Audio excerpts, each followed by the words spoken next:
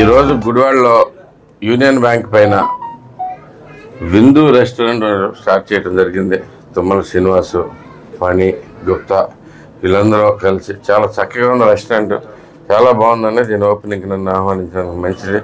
Food కూడా ఎంత గొప్పగా సరిగ్గా మెయింటైన్ చేసుకుంటూ ఓ మంచి గుడివాడకి అసలు మంచి రెస్టారెంట్ అనేది లేకుండా పోయింది. Ambience so good year, ambience చాలా బాగుంది.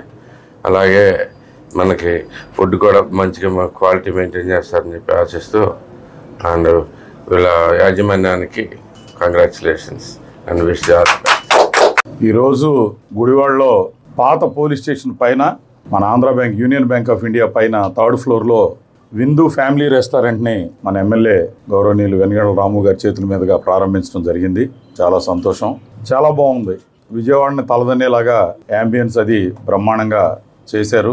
రాబోయే రోజుల్లో మన గుడివాడ సెంటర్ పాయింట్ అవబోతా ఉంది. ఈ ప్రాంతంలో ఇక్కడ మనకి 2 ఔటర్ రింగ్ రోడ్లు వస్తూ ఉన్నాయి, కనెక్టింగ్ రోడ్లు వస్తూ ఉన్నాయి, ఫ్లైఓవర్ వస్తూ ఉంది.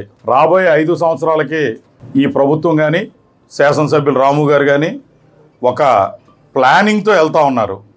సో ఈ ప్లానింగ్లో గుడివాడ రాబోయే కాలంలో చాలా చక్కగా తయారవుతుంది.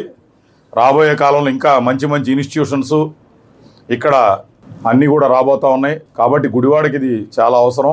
తప్పనిసరిగా గుడివాడ ప్రజలందరూ కూడా ఒక్కసారి ఆలోచించి ఒకసారి విజిట్ చేసి చూడండి.